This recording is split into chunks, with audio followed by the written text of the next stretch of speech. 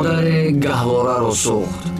مادری گهواربان گهواره جنبان، مادری غمخواره و سینه بیریان، مادری که دسته گهواره بالینی سرش بود.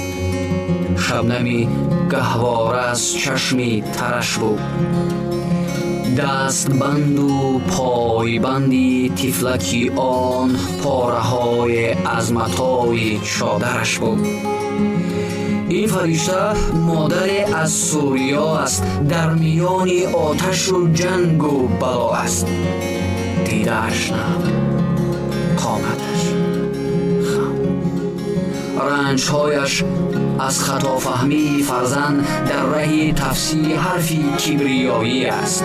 دستی سبز و پاک مادر سبز کرده چوبی خشکی جمله گهواره ها. نه به امیدی که طفلش برخلاف مهرهایش یک زمان پاره سازد سینه بیچاره ها را. هیچ مادر گر یهودی است یا نصارا یا همانی که خدای خویش را می‌بیند از سیمای بودا،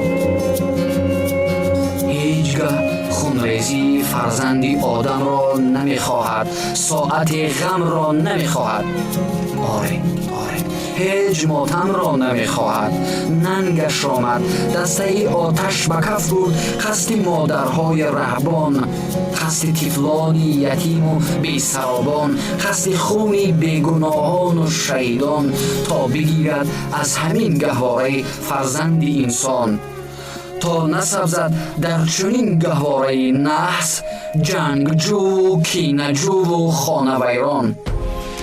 هر شرار آتشی گهواره حکمت داشت، همراهش فرجام غربت داشت، همزمان امیدی رحمت داشت.